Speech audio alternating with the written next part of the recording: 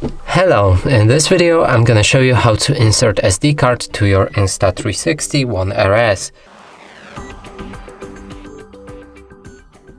So in order to do this, we'll need to take a look on the right side of our camera, right here from the screen. We should see this opening. Now let's click on this button by pulling it downwards like this, where the arrow indicates. And also what I could mention is the easy way to do it, because that's much harder. If you have access, then open this case right here. Take out the camera from the case itself.